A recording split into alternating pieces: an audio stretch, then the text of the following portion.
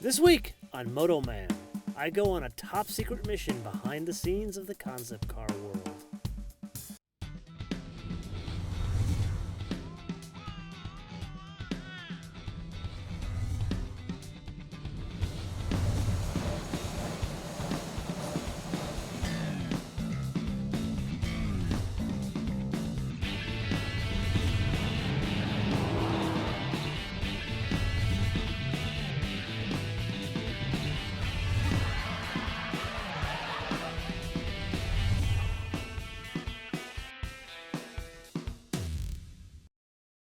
Concept cars. They all look very enticing on auto show stands, but how do they get there? And who are the people lucky enough to decide which concepts make it to those shows? And most importantly, how do these one-off cars come to life? Let's go on a journey to find out.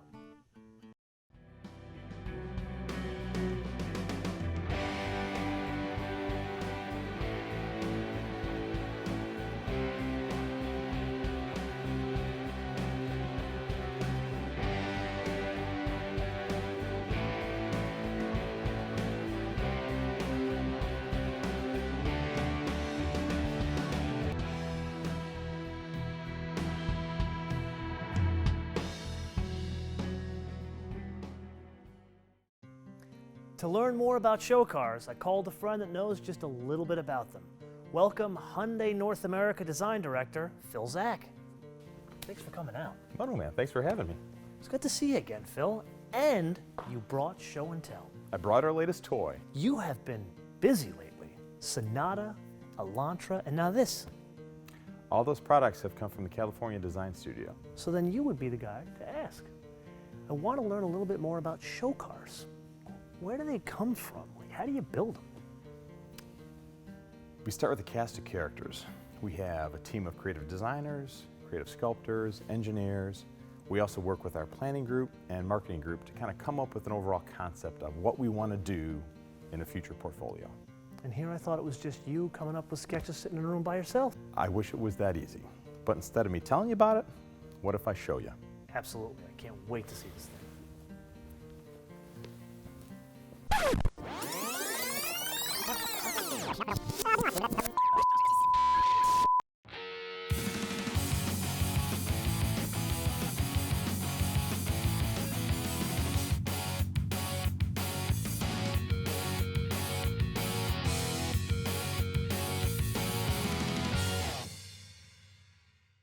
So thanks for coming by today, John. What we wanted to take you through is how we kind of looked at our lineup. Right now, as we talked about, we have a great line of sedans that really appeal to what we call our progressive mainstream customer. And we also have a great line of CUVs to go after what we call our active mainstream customer.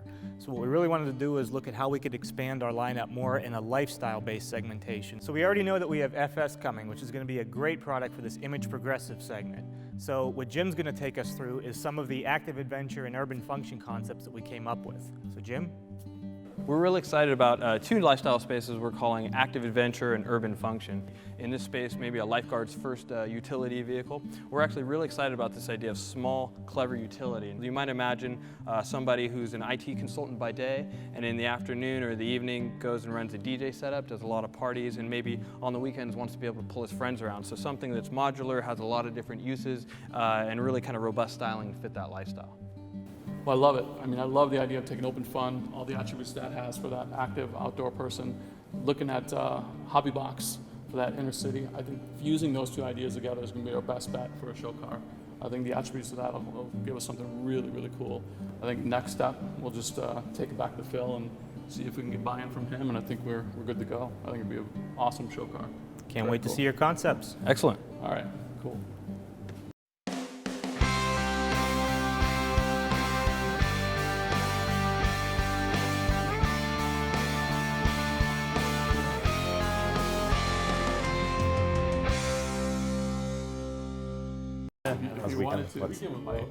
That's good.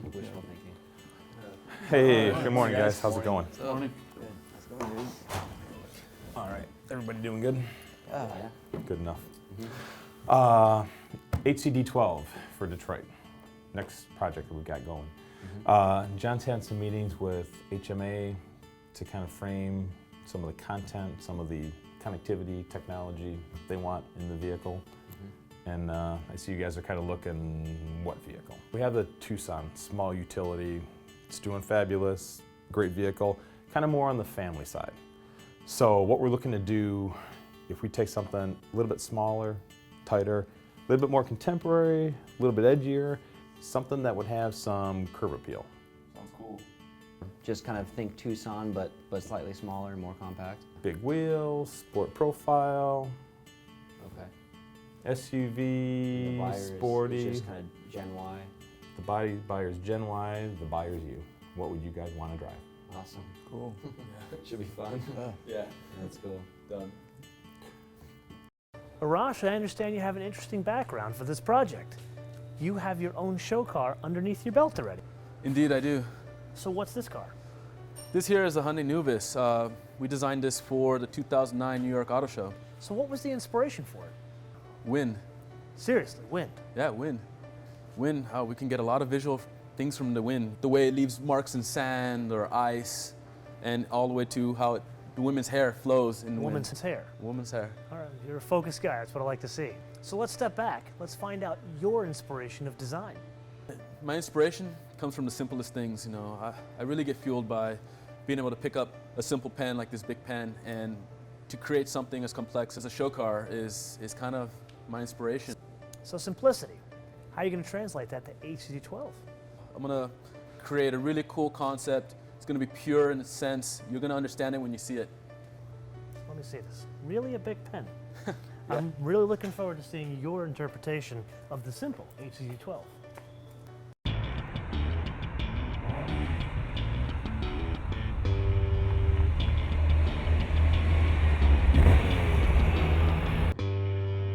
Jason, we just got the marching orders from the big boss. So let's step back a little bit. Let's find out who is Jason. Well, I'm originally from Detroit, Motor City. A good Michigander. Yeah. My dad growing up worked at a car factory, blue collar guy, so I was always exposed to cars a lot. What factory? He worked for Lincoln, actually. Oh, so you're a Ford guy. Yeah. Right. Yeah, so he was always in the garage working on cars and would kind of, encourage me to learn with him. So what kind of cars did your dad have around the house when you were growing up? He still has it, his 48 Roadmaster. So you grew up in a Ford family on a GM product. What attracted you to Hyundai? Well, Hyundai, to me, is still a giant open book to anything. Now they've established that they can make it a really good car. They can compete with the likes of Toyota and General Motors, obviously.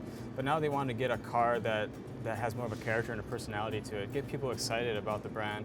Kind of like this car here, Ferrari cultivists are 75 everywhere. Ferrari. Yeah, and people if they're passionate about a car, they even get in arguments over cars. People get divorces over cars sometimes. So you're at Hyundai because you want people to get in arguments over Hyundai design. Yeah, exactly. I want people to really start to feel very strongly about the Hyundai brand, and what better time to do it during that Renaissance period where they start to really turn around and become something amazing. And Jason, can't thank you enough for sharing your background. No problem. It's always good to meet a good Michigander. Oh, yeah. I look forward to seeing your sketch at the presentation. Oh, definitely. See you later. Brad, before you kick off your work on HCD12, Uh-huh. I'd like to find out a little bit about your background and your inspirations. Yeah. Went to grade school and high school, everything in the same city, and then later ended up going to design school, which was right near there, and I never really knew it existed until my senior year of high school. So were you always a car guy growing up? No, not really. Everything that I had interest in as a kid, and then kind of growing up till now even, was always been two-wheeled. So I rode BMX as a kid, and then rode motocross, and still do that kind of today, and then started restoring old motorcycles recently, so it's always kind of been a two-wheeled passion.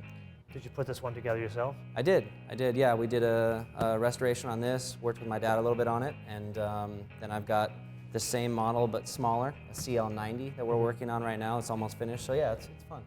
So what's the difference between motorcycle design and car design besides the obvious number of wheels? Motorcycles is kind of a large conglomeration of parts that make up kind of one entity, and it's hard to kind of think through all of those parts relate to each other. Whereas cars, at least from an exterior standpoint, is generally one gesture or one line, and then everything on the rest of the car is kind of based off of that. Brad, I can't thank you enough for sharing with me your passion / family get-together / therapy kind of all rolled in 2 wheels. Yeah, no problem. I look forward to seeing what concept you come up with at the presentation. Thank you. Yeah. So Phil, after the meeting with HMA, the guys went back and spent a lot of time developing their ideas, a lot of their inspiration, translating that into their sketches. So one by one, I'd like them to start. Just go ahead and present those to you, and then we can take it from there. Okay. So Rosh, if you want to start, it'd be great. How's it going? This is my presentation for HCD 12. Here on the top row, you're gonna have a beginning of sketches that I started out with. This series of sketches, I wanted to show you that, kind of progressive proportion and also introducing kind of a unique DLO with this. Also, if you'll notice here, the fenders are very proud. It kind of gives the car a really nice stance, and yet it's very rugged, but it's so dynamic that it's still very urban-like. I think overall you've got a lot of good ideas on there. I think there's probably something we can evolve from the sketches here. We'll kind of nail something down. We'll work the next couple weeks to get it dialed in and probably jump into scale on one of these. But overall, I like the DLO graphics. It's something unique, something different. Yeah, looks good.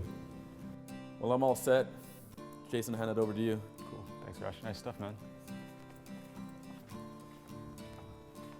All right, guys, after going over the briefing, I wanted to make this really kind of compact SUV, but I wanted to have a lot of structural elements to it to make it feel more armored and protected in its environment. So I was working on this theme of connectivity, especially with this boomerang element that connects from the body side through the pillar into the header to give the car an overall really strong structural feel. And the overall proportion, I wanted to have not as much of a trucky SUV feel, but more of an athletic, compact sport vehicle kind of feel to it, with a lot of fast windscreen and sort of cab forward-esque proportions to it. And as I was developing the details of the car, I was thinking about how the relationship between the lamp graphics, they would connect maybe even into the interior. I want them to also have sort of a jewel kind of feeling to them, so that when it pulls up in front of a nightclub or at a nice dinner party, it has a presence to it and a very signature graphic that can be recognized on the road while it's driving. And for a functional wise, I was thinking more of this really sporty type of tire and wheel application that would show also some sort of connectivity between the rim and the tire, how they're formed together, along with some kind of unique tread pattern that would look very sporty and dynamic, but it would also have a function so they can go over the potholes and drive up curbs and elements like that. Actually, I like what you did with the sketch you had last week, the original one you pointed to, kind of developing that over the package a little bit more. Yeah. So as we go forward, we'll keep developing that to get a little bit more cohesive. Cool, awesome. The jump start on details is good, because especially the connection from the front to the rear, I think is strong. I would continue to play that up.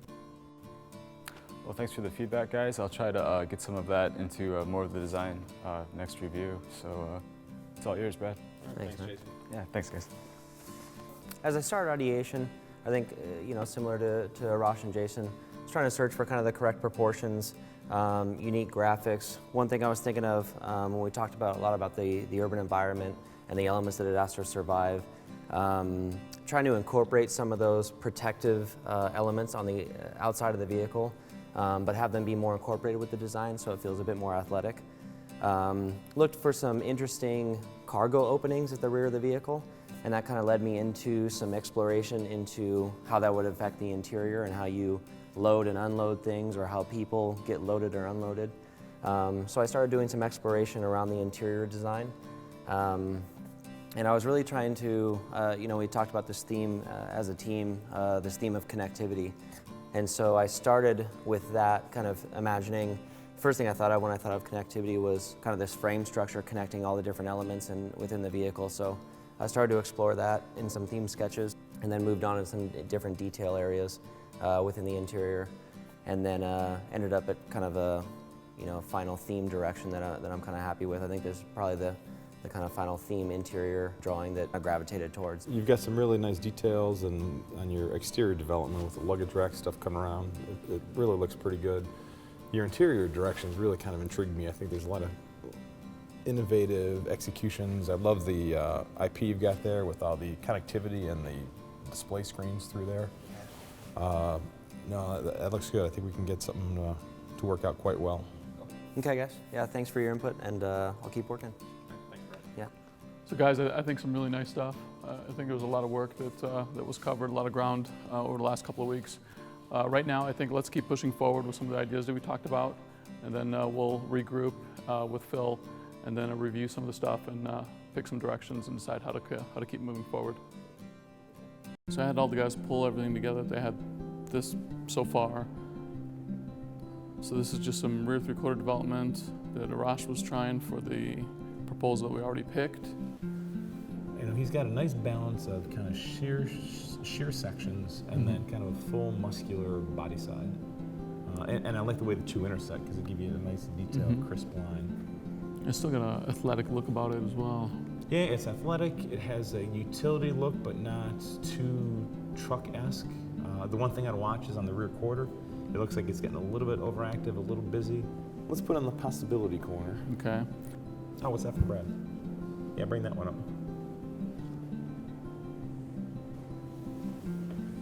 I like the way Brad has kind of worked the lower detail line, just taking that through the rock. He's kind of brought that up through the sail.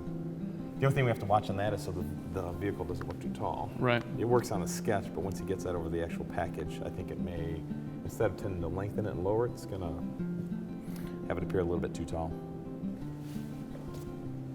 Yeah, there you go. Yep. Yeah, he's kind of pulled that together nice. I like the boomerang shape that he's got in the body side and the way that ties into the upper. There's a nice feel. That's a nice piece, and then I like the way he has the glass that kind of runs across the A-pillar, so we've got the windshield flowing around to the side glass. Those two kind of interact really nice. Overall, I'd say direction-wise, let's take this, let's run to scale with it. I think you can pull something together that looks pretty fresh.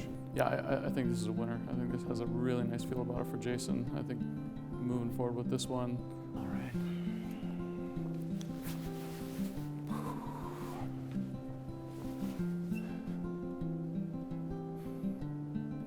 You know, the guys have been sketching for a while. I still think between these two, this is the direction to go. So let's just get Brad on it. That's the interior direction. And let's just have him develop that. I'm sure it'll look fantastic. Yeah.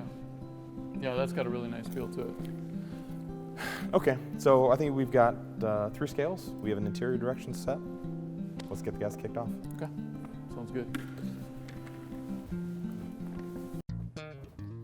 Jason, Hey, MotoMan. congratulations. Thank you very much. Your sketch gets picked to be 8CD12. Yeah, it's really excited. So this is your first show car. Yes, yeah, that's a big deal for any designer to be part of. You realize now this falls under the heading of be careful what you wish for because you will get it. Yeah, it's true. It's a lot of hard work, but you know, it's very rewarding in the end to be part of the team to build this car. Now, speaking of hard work, where do we go from here?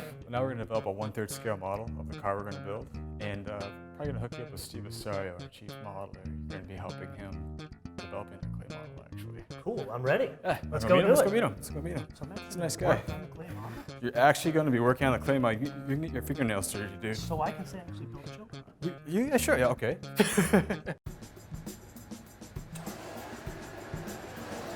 Are you Steve? You must be MotoMan. Guilty as charged. How you doing? Jason tells me that you're the guy first stop on building a show car, turning his sketch into a 3D reality. That is correct. Can I tag along and see how you do it? Come on. Steve, Yes. this is a block of foam. Yes, it is. I was expecting something slightly more glamorous. We're going to turn it into glamour. Jason says you're the man, so I'm going to put my faith in you. Okay, here we go. So what are we doing? We got some clay here. We have the buck. We have the foam stuck to the wood. Yeah. And now I'm about to start smearing the clay. So you apply the clay really tight. Here, try it. What do you want me to try? Let's try. Look at that. well, Giving you'll me learn, all right? this responsibility. The side of your index. Oh, look at that. There you go. Look at how smooth that is now. And it has to, you make sure that the first coat is really tight. And then as we apply the clay, you can go thicker and thicker. So these are our thin coats. So it's kind of like Yes. painting. Yeah, we want to make sure that it adheres to the foam well. Okay, what happens when, like the foam is not perfect? Do you fill in that There you go. imperfection? Exactly, because we're going to apply probably 1.5 inches of clay onto the car. 1.5 inches of clay on top of this foam buck. We usually cut this 1.5 inches under so that we have enough clay that we can start maneuvering the shapes. we can't be too close to the foam because then we're going to hit foam. So we always And want to that's make kind of like your structure. Is exactly, the foam. exactly. We don't want to make it put too much clay on there because then it'll be too heavy. And is this the same process for a full-size model? That is correct. So it's a foam buck but full-size car. And instead of wood armature, we have a metal armature. That must be a huge piece of foam. It's a full. Yes, exactly. It is. What do you think? You're a natural. Yeah? You're a natural. Coming straight from the jefe here. Steve, it looks pretty well covered. Yes, it does. What's the next step? So now we start putting on some of the feature lines of the sketches. So this stuff here. Yes, all the hard lines. I'm gonna just put them on there just for me for referencing on how much clay I'm gonna apply in certain areas. Okay. So now that we have the first skim coat on here, I'm just gonna put some lines on there and then we can keep Now, adding clay. did I do something wrong, or are you going to use that knife to sculpt? I'm gonna use the knife to sculpt. Okay, that's the right All answer. right, so let me, I'm just gonna try to put a DLO on here, my belt. This is the, and this is more like this. And then this goes like this somehow. So now that we have that there, I'll start applying the fender wells, putting shape to the car.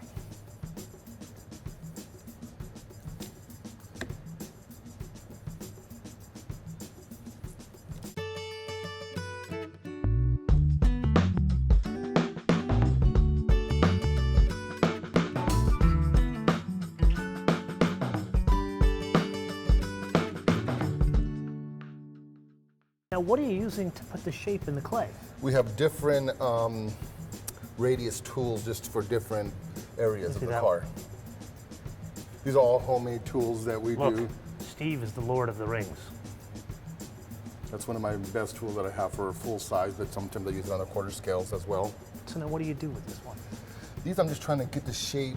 I know there's an undercut in here, so I'm just Yeah. trying to get the shape. I'm just trying to roughly put in the shape. And I know that I'm going to be coming back and adding more clay to certain areas, but it just kind of gets you close. So this just kind of peels off the clay. Yeah, what I did, MotoMan, was I used the knife to put the lines on, and then I'll come back with the tools and try to sculpt it to the lines. Oh, this could be fun. Yes. I like this Lord of the Rings business. You like that, huh? Yeah. Yeah. Try it, give it a hand there. Now, is it Beautiful. like a paintbrush where you only want to go one direction? Well, it's not even that. It's more that you want to try to look at the sketch of Oh, Jason's. so it's a good idea. Okay, look at the sketch first. Look at the I'm sketch. just having fun pulling clay off. And then you're trying to give it shape. So we know this is a fender. This is always coming out further Yeah. than the body, and it's just that's the way you go. Beautiful. Look at that. Look at that. Here it comes. Making that fender perfect. Beautiful. Nice. Beautiful. It kind of looks like it. It's getting there. Let me clean up this little spot of yours here. Oh, there How it do you is. like that? Wow. Come Wow. on. I won't tell Phil. Oh, okay. Sounds good to me. Okay, Steve, so what's next? I'll just continue developing the surfaces, and in the next couple of days, I should be a lot closer to Jason's sketches. Cool. Right now, I'm going to go wash my hands. I'm going to check in and see how the interior development is going. Then I'm going to come back and check up on you. Sounds good, MotoMan. I can't thank you enough for the advanced Play-Doh lesson. You got it. I'll see you in a couple of days. Alrighty.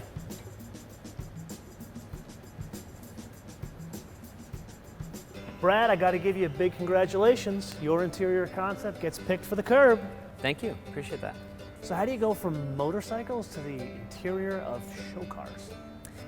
Well, I think with this concept, we started off with this idea of connectivity, both on the exterior and interior. And the first thing I thought about when I thought of connectivity is that not only to embody it in the technology that's housed within the vehicle, but also to embody it in form as well. So I think the first thing I thought of when I think of connected is frame structure, connecting different objects within the interior. So the idea is that we were trying to do a modern take on a supportive frame structure and not end up with kind of a, how do you do a modern kind of elegant frame structure and not end up with kind of a roll cage feel, you know?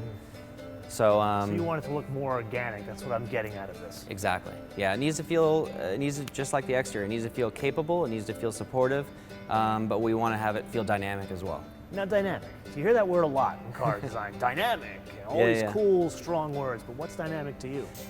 To me, in this specific case, what's undynamic, I think, is kind of an extruded frame structure that, yes, it's supportive and it tells a story, but we can do that now with modern processes in a much more fluid gesture. So that I think the changing direction of the line, the constant tapering of that section so that it doesn't look the same in one area as it does in any other areas, I think that to me is dynamic. And then also, I mean, that's again, we talked to this concept of connectivity. You know, we were trying to, at every stage, whether we were designing the details of the IP or structurally kind of the whole car, make sure that the driver felt connected to the other passengers within the vehicle through our kind of modern take on the bench seat, through the frame structure, all these different things kind of help them feel connected. So let's get this straight. A show car for 2011 is going to have a bench seat in the front and the back? Yeah, it was kind of our modern take. I felt like when we get to the seat area of the design, a bench seat always makes me feel connected to the people to the right or left of you. You don't have your own individual space, you kind of have a shared space. Especially on a date. Exactly. And especially in such a small vehicle like this, you want to maximize space left and right. So I thought kind of doing a modern take on a bench seat would be applicable, and it's successful in that it makes you feel kind of connected to the other passengers, which is important to this buyer, being a very social Gen Y buyer. So if we're talking Gen Y, we're going to introduce them to the 3 on the tree? Yes, 3 on the tree. I think it would fit perfectly. Got it. Yeah. Let's do it. Sketches are only one aspect that sets the theme of a concept car. It's also color. I've ditched the guys, and I have the fortunate pleasure of meeting Amy Frischella. Welcome to our studio. This is a very cool but different place, I have to say. I don't expect this in a car world. You're right. Most people don't even know that our department exists, but we touch virtually every surface in a car. So what's the difference in designing color and texture for a show car as opposed to a production car? Well, for show cars, you get to really dream big and push the limits. You don't have to worry about cost targets or testing specifications, and you also really want to try to push your consumer to think out of the box and think about your product in a different way, because what we show on a show car, we might develop for production and you'll see it a few years later. So your job is to really shake things up a bit. Yes. Sounds like a cool gig you got. It can be fun, yeah. So for Amy, where does the inspiration come from personally? As a child, I grew up in Indonesia, so that was an experience. And then as an adult, moving into my professional career, I married a man from Italy. So between traveling to Italy, California, and Korea, there's a lot of inspiration derived from my travels. So Amy, what ideas and inspirations do you have for our top secret project? Well, if you come over here to these panels, you'll see that we're playing with different finish levels for the exterior body color. Satin, matte or low gloss, and then also the traditional high gloss. So maybe a combination of these, but definitely playing with finish for this car. Amy, I'm going to let you get back to work. I'm going to go check in with the guys, but I do want to circle back with you and see what direction you end up taking. Okay, great. Ciao, Frischella. Ciao, MotoMan. Stavros, how we doing? Oh, we're doing good. Perfect timing. I'm gonna sink the Dynoc in. Wow, it looks different.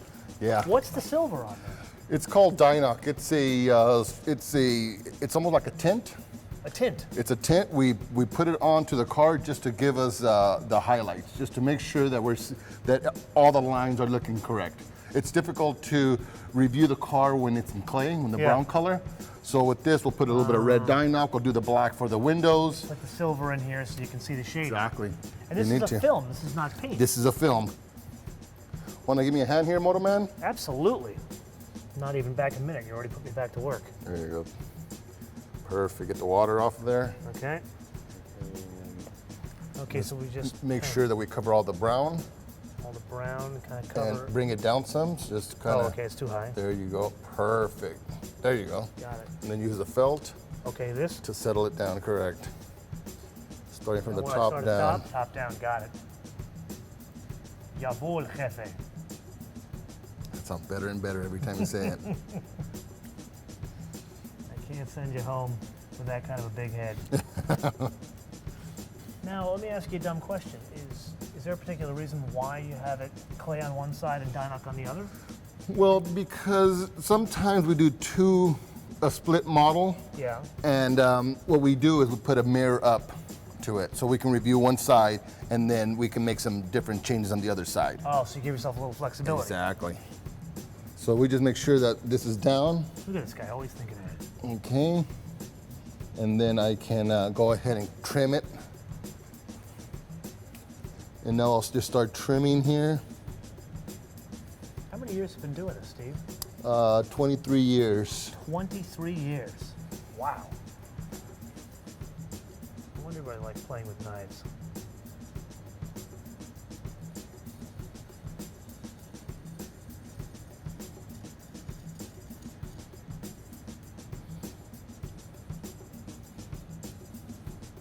Did you have a steady hand coming into the business? Just years of experience here, MotoMan.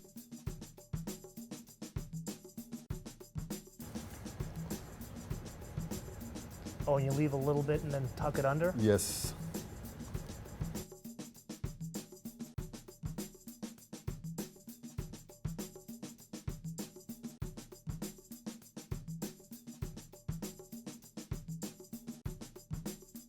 And there you go.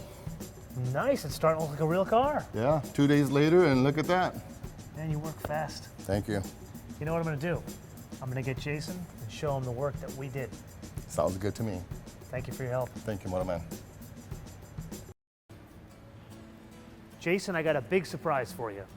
Look what Steve and I made for you. Oh man, it's a sketch. Oh, well, it's It's a the clay sketch. sketch. It's It's the the- full. It's your sketch. You can reach out and touch it. That's awesome. Wow, good cool. job. Yeah. Good job, Put the man. clay on there you myself. you slicked it down in it. Wow, dude. Let me see your nails. Yeah, I cleaned up since You then. cleaned up a little bit, huh? Wow, that's great. Now, what do you do with that? Well, now we start to kind of refine some of the lines and surfaces. Maybe to try to get closer to the sketch, I could see this line here having a little bit more of a bow to it. Get some drama in that body side. Some drama. Some drama. Wow. Some Interesting drama. choice of words. Yeah. And usually we like to use a thicker piece of tape to go across these character lines because you don't want to get any kind of bends or ripples in that line. So how do you get the tape to go along the curvature like that? It's just a lot of patience, and actually the trick is to kind of look down the line as you're taping it. So it's, you know, I could probably pick out a couple little wiggles on that one even. Sometimes it could take you about 7 or 8 tries to get that one line you want. And looking at it from back here, I could totally see that rear 3/4 corner kind of lining up more with this body side feature here too. Getting this guy to lean in just a little bit more. How do you get it to turn the straight tape on an angle? Oh, lots of patience. And then we used a thinner tape for like radiuses so that it bends a little bit easier. But it's still patience of a saint to get it to work right. So does that mean this line is now going to go here? Actually, we're going to work to, this is where like when we have Steve here, I'll adjust to him.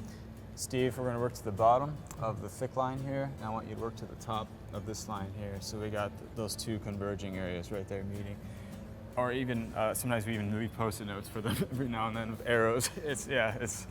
So it's really high-tech here in design. Yeah, it is very high-tech. Post-it notes. Yeah. All Got this it. world of technology. Yeah. So you stand back, what do you think you want to change now?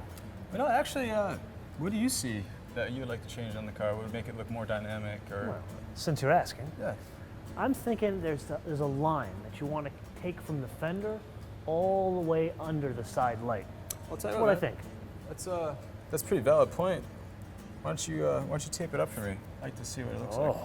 Being handed the Yeah. keys to the barn here. That's right, man.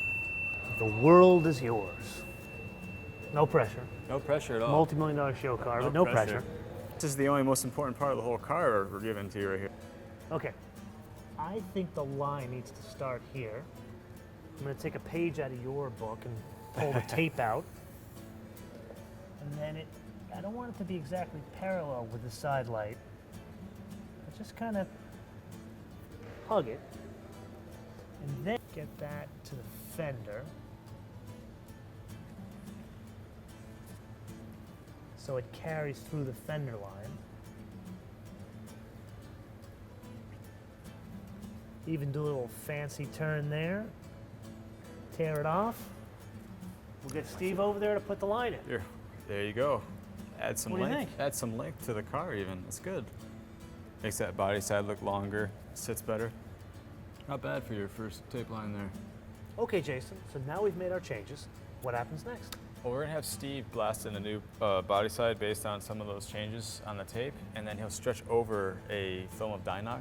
That's the silver body color? Yes, yeah, exactly. And that'll show off the highlights, the body side lines, the gradation along the color there.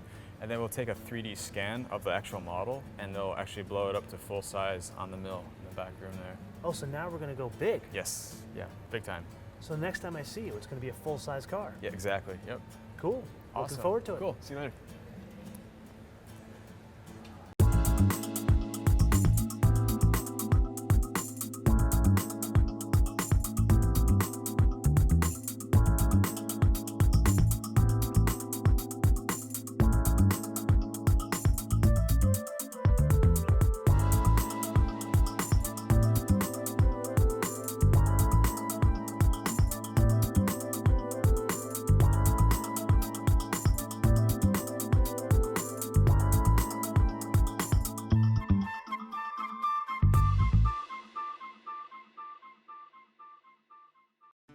From concept to sketch to quarter scale model.